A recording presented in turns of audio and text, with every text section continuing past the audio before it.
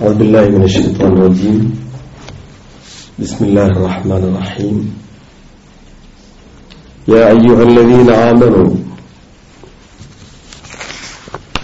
قوا أنفسكم وأهليكم نارا وقودها الناس والحجارة عليها ملائكة غلاظ شداد لا يعصون الله ما أمرهم ويفعلون ما يؤمرون. அளவிலா கருணையும் இணையிலா கிருபையும் உடைய எல்லாம் வல்ல ஏக அல்லாஹ்வின் திருப்பெயர் போற்றி தொடங்குகிறேன்.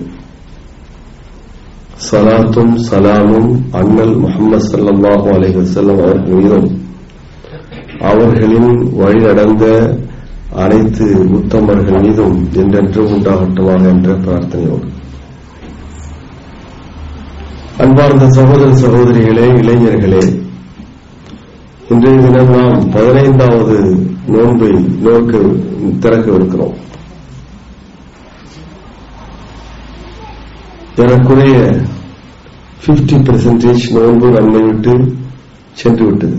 நோன்புடைய காலம் எஞ்சியிருப்பது 15 நாட்களா 14 நாட்களா என்பது நமக்கு தெரியவில்லை.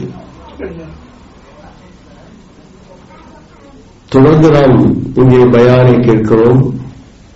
குர்ஆனுடைய வசனங்களுக்குரிய தாற்பயங்களையும் விதிமுறைகளையும் விளக்கங்களையும் கேட்கிறோம். அதற்கேற்ப நாம் வாழ உறுதி எடுக்க வேண்டும்.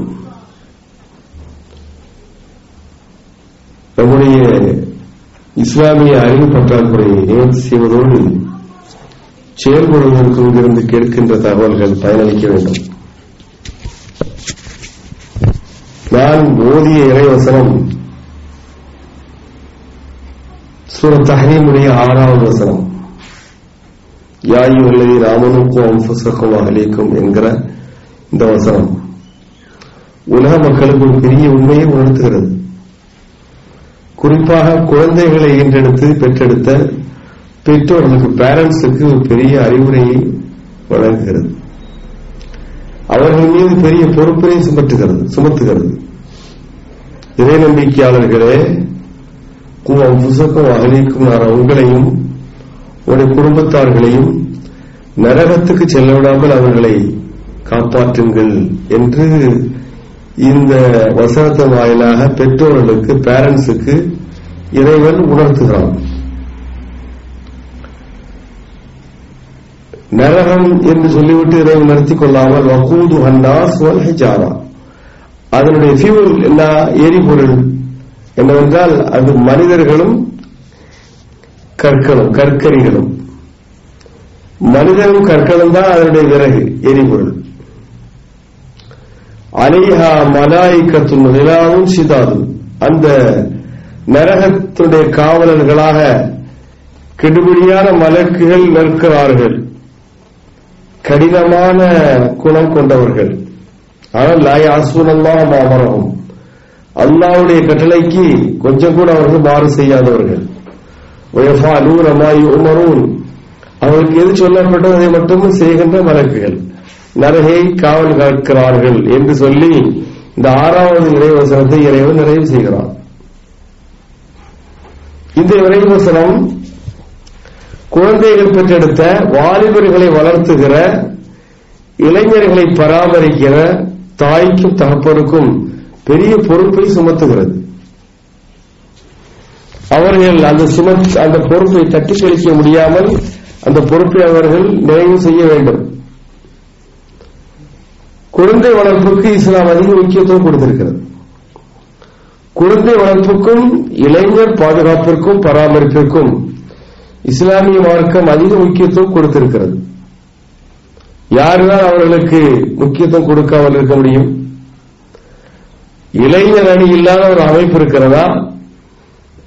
இளைஞர்களுடைய உற்சாகத்தை பயன்படுத்தாத ஒரு இயக்கம் இருக்கிறதா? ஒரு நாடு இருக்கிறதா? ஒரு கட்சி இருக்கிறார்கள், கட்சிக்காரர்கள் இருக்கிறார்களா? ஒரு அமைப்பு இருக்கிறதா? ஒரு சங்கம் இருக்கிறதா? எதிலும் இளைஞர்கள் சமுதாயத்துடைய சிற்பிகள், இளைஞர்கள் சமுதாயத்துடைய வருங்கால தலைவர்கள். கவர்ச்சியான கேந்திரமான ஒரு கட்டம், இளமை, கேந்திரமான கவர்ச்சியான ஒரு வாழ்க்கையினுடைய கட்டம், வாழ்க்கையினுடைய வசந்த காலம். நாம் இப்பொழுது ரமலானில் வாழ்ந்திருக்கிறோம். ரமலான் வழிபாடுகளின் வசந்த காலம். இளமை என்பது இளைஞர்களே வாழ்க்கையினுடைய வசந்த காலம். வாழ்க்கையினுடைய வசந்த காலம் எந்த அளவிற்கு அருமையான அழகான காலமோ அதே போன்று, அதாவது வசந்த காலம் காலங்களுக்கு மத்தியில் எப்படி அழகான காலமோ அதே போல வாழ்க்கையினுடைய காலங்கள் பல. குழந்தையாக பிறந்து, பச்சிளம் குழந்தையாக பிறந்து, பையனாக வளர்ந்து, இளைஞனாக உயர்ந்து, ஆளாக திருமணம் செய்து, ஆளாகி திருமணம் செய்து, அதற்கு பிறகு முதுமை அடைந்து வயோதிகத்தில் மனிதன் இறைவனடி சேருகிறான். இந்த கட்டங்களில் ரொம்பவும் பாராட்டத்தக்க ஒரு நினைவு கூறத்தக்க ஒரு கட்டம் இளமை.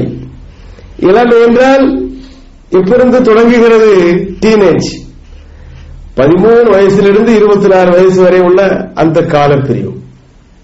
வாழ்க்கையில ஒரு மனிதனுக்கு 13 வயது முதல் 24 அல்லது 23 வயது வரையிலும் உள்ள அந்த காலப்பிரிவு இருக்கிறதே, அந்த காலப்பிரிவு மிக மிக முக்கியமான காலப்பிரிவு. அதுதான் இளமை, டீனேஜ், 10 பருவம் என்று சொல்வார்கள். 13th, 14th, 15th, 16th சொல்றமே, இதை 20 முடிச்சுக்கிறது இல்லை. 24 வரையிலும் ஆய்வாளர்கள் இந்த வயதுக்கு ஒரு காலப்பிரிவை நீட்டி தந்திருக்கிறார்கள். இதுக்கு என்ன சிறப்பு கூறி இந்த காலப்பிரிவிற்கு வாழ்க்கையில என்பதை நாம் பேரண்ட்ஸ்கள், பெற்றோர்கள் கவனத்தில் எடுத்துக்கொள்ள வேண்டும். பாம்பை மிதிக்கும் காலம் என்று சொன்னால் அது மிகையாகாது. இந்த இளமை என்பது பாம்பையும் மிதிக்கும் காலம். அதாவது எதிர்பார்ப்பதில்லை விளைவுகளை, விளைவுகளை எதிர்பார்ப்பதில்லை, நினைப்பதை நடத்துகிற காலம் என்று அர்த்தம். ஒரு இளைஞன் பாம்பை மிதிக்கலாம் என்று நினைக்கிறான். கால் பாம்பின் மீது பட்டால் அந்த காலை பாம்பு தீண்டுமா தீண்டாத, விஷப்பாம்பினால் நாம் பாதிக்கப்படுவோம் என்பதால் யோசிக்கிறது கிடையாது. அப்படிப்பட்ட பருவம் தான் இளமை பருவம். இதுல ஒரு 50 இளைஞர்கள் இருந்தால் நல்லா இருக்கும். இளைஞர்களை பெற்றெடுத்து வளர்க்கிற பேரண்ட்ஸ் இருந்தால் நல்லா இருக்கும். மாடியிலிருந்து குதிக்கிற காலம், பாம்பை மிதிக்கும் காலம், மாடியிலிருந்து குதிக்கும் காலம். 2வது மாடி 4வது மாடியில பேசிட்டு இருக்கிற 2 பேர், இது வந்து யாருப்பா குதிப்போம், நீ குதிக்கிற நான் குதிப்போமா, நான் குதிக்கலாம். 2 பேரும் பேசிட்டு இருக்கிறதுக்கு முன்னாலே ஒரு கிளை குதிச்சுவான். அதுக்கு பிறகு அவனுடைய முதுகு ஒடியுமா அல்லது இடுப்பு ஒடியுமா என்பதெல்லாம் பிறகுதான், விளைவுகளை சிந்திப்பதெல்லாம் பிறகுதான். அப்படி உத்வேகம் மிக்க ஒரு உற்சாகமான ஒரு பருவம் தான் இளமை. இந்த இளமையை மனிதன் காப்பாற்ற வேண்டும். இந்த இளமையினால் பல விஷயங்களை சாதிக்க முடியும். வயது வந்தவரிடத்தில் முதிர்ச்சி இருக்கும். இந்த இளமை என்பது ஆணுக்கும் பெண்ணுக்கும் பொருந்துகிற காலம். ஆகவே சகோதரிகளும் இளைய சகோதரிகளும் இதை கவனத்தில் எடுத்துக்கொள்ள வேண்டும். இங்க என்ன பேசினாலும் ஆண்களையும் கட்டுப்படுத்தும், பெண்களையும் கட்டுப்படுத்தும். இளமை என்பது ஆண்களுக்கு மட்டுமல்ல ஒரு பருவ காலம் அல்ல, அது பெண்களையும் சாரும். அந்த பருவ காலத்தில் இருக்கிற பெண்கள் இந்த பேச்சை கவனமாக எடுத்துக்கொள்ள வேண்டும். 10 பருவம் பாலியல் உணர்வுகளோடு மோதுகிற ஒரு காலம். ஹார்மோன்ஸ், பாலியல் உணர்வுகளோடு மோதுகிற ஒரு காலம்தான் இளமை. உணர்வுகள் மேலெழும், என்ன இன உணர்வுகள் இன்னும் மேலெழுந்து செயல்படும்.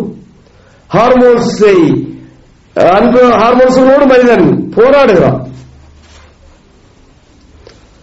ஆகவே இந்த கவர்ச்சி, வக்கிர எண்ணங்கள் அதிகமாக தொற்றிக் கொள்ளுகிற ஒரு பருவம் இளமை பருவம்.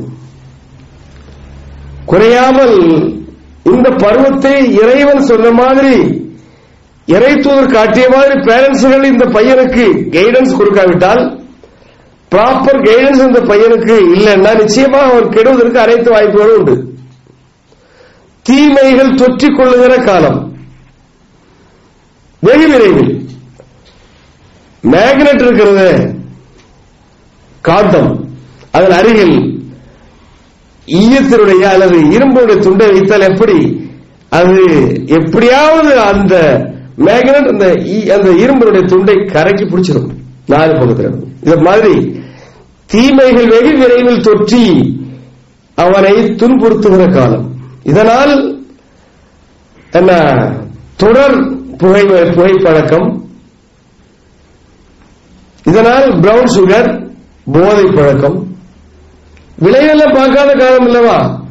விளைவு என்ன, இது கூடுமா கூடாதா, நான் மேற்கொள்ளுகிற இந்த பழக்கம், இந்த புகைப்பழக்கம் அல்லது இந்த போதை பழக்கம், இதற்கு அனுமதி உண்டா? நாடு அனுமதிக்கிறதா? நாம் பின்பற்றுகிற கொள்கை நமக்கு அனுமதி தருகிறதா? நாம் சார்ந்திருக்கிற மார்க்கம் நமக்கு அனுமதிக்கிறதா என்பதெல்லாம் இரண்டாவது விஷயம், செகண்டரி. ஆகவே தீமைகள் வெகு விரைவில் தொற்றிவிடுகிறது இளமையில். சினிமா பார்ப்பதென்றால் 3 சினிமா, 3 ஷோ பார்க்கணும். ஒன்று மேட்னி ஷோ, அப்புறம் ஃபர்ஸ்ட் ஷோ, செகண்ட் ஷோ. காசு இருக்கிறது, காசு இல்லாவிட்டால் காசு உண்டாக்குற வழிகள் அவனுக்கு தெரியும். சின்ன திரை என்றால் டிவி என்றால் ஒரு 6 மணி நேரம் கால்குலேஷன்ல பார்க்கும்போது 6 மணி நேரம் இளைஞன் சின்ன திரைக்கு முன்னால் நேரத்தை கழிக்கிறான். ஆகவே வெகு விரைவில் இவனை தீமைகள் தொற்றிக் கொள்கிறது. இன்று கூட மத்தியானம் அவருக்கு ஒரு சகோதரர்கிட்ட பேசி நிற்கிறேன். இங்கு உள்ள இளைஞனுடைய சில இளைஞனுடைய தகவலை சொன்ன, அதனால இந்த சப்ஜெக்டை வரலாம்னு நினைச்சேன். மத்தியானத்துக்கு அப்புறம் இந்த சப்ஜெக்டை பற்றி பேசலாம்னு முடிவு பண்ணேன். அன்புக்குரிய சகோதர சகோதரிகளே, இந்த பருவத்தை நாம் ரொம்ப பக்குவமான பருவமாக நாம் பயன்படுத்த வேண்டும். இந்த பருவத்தை நீ எப்படி கழித்தாய் என்று இறைவன் நம்மை கேட்காமல் விடப்படுவதே இல்லை. அதை புரிஞ்சுக்கிடும் போஸ்ட்ல. திருமறை குர்ஆன்ல கு அன்ஃபுஸக்கும் வஅஹ்லீக்கும், பெற்றோர்களே, இறை நம்பிக்கை கொண்ட பெற்றோர்களே, நீங்க உங்களையும் காப்பாற்றிக்கிடுங்க என்று நம்மை காப்பாற்ற வேண்டும் என்று மட்டும் இறைவன் சொன்னால் பரவாயில்லை. பையனை பத்தி ஒன்றும் சொல்லல இருக்கலாம். நம்ம வீட்டுல வளர்ந்து வரக்கூடிய பையனை பத்தி குர்ஆன் ஒன்றும் சொல்லலையே, நம்மோட சேர்த்து சொல்லலையே. கு அன்ஃபுஸக்கும் வஅஹ்லீக்கும், நீங்க மட்டுமல்ல உங்கள் மீது பொறுப்பு சுமத்தப்பட்டிருக்கிறது உங்களுடைய மனைவி, மக்கள், இவர்களை காப்பாற்றுகிற பொறுப்பு குடும்ப தலைவராக உங்களுக்கு உண்டு என்று குர்ஆன் நம்மை எச்சரிக்கிறது. ஆகவே தட்டி கழிக்கிறதுக்கு வாய்ப்பே இல்லாத அளவிற்கு ஒரு குடும்ப தலைவர் இந்த குழந்தை வளர்ப்பில் கண் விழித்து செயல்பட வேண்டும், கவனத்தோடு செயல்பட வேண்டும் என்று குர்ஆன் நம்மை வலியுறுத்துகிறது. அம்புசக்கும் அகலிக்கும் நாரா, நரகத்தை பற்றி, நரகத்திற்கு போகாமல் அவனை காப்பாற்றுங்க, அவன் அபாயத்தில் சிக்கிவிடாமல் காப்பாற்றுங்க, ஆக்சிடென்ட்ல போய் மாட்டாமல் காப்பாற்றுங்க, கேடுகட்ட பழக்க வழக்கங்கள் அவர்கள் தொற்றிக் கொள்ளாமல் காப்பாற்றுங்கள் என்று இறைவன் சொல்வதை விட்டுவிட்டு நரகத்திற்கு போகாமல் காப்பாற்றுங்கள் என்று அல்லாஹ் சொல்றான். ஏனென்றால் இவர்கள் செய்கிற இந்த செயல்பாடுகள் பெரும்பாலும் நரகத்தில் கொண்டு போய் விட்டுரும் இந்த இளைஞனை. அப்புறம் நரகத்துடைய வர்ணனைகள், நரகம் நினைக்கிறீங்க என்னது, நரகம் தீக்குண்டம் நினைக்கிறீங்களா, அல்லது இந்த இந்து மதப்படி அந்த பிணத்தை கொளுத்துவதற்கு கட்டைகளை எரிக்கிறார்கள் அதே போல நினைக்கிறீங்களா? கட்டைகளை கொளுத்துறது மூத்த மகனா இருப்பான் அல்லது முக்கியமான குடும்பத்துடைய ஆளா இருப்பான், அது அவங்களுடைய ஐதீகம். இல்லவே இல்லை. அலைஹா, அதாவது வக்கூதுஹன் நாஸ் வல் ஹிஜாரா,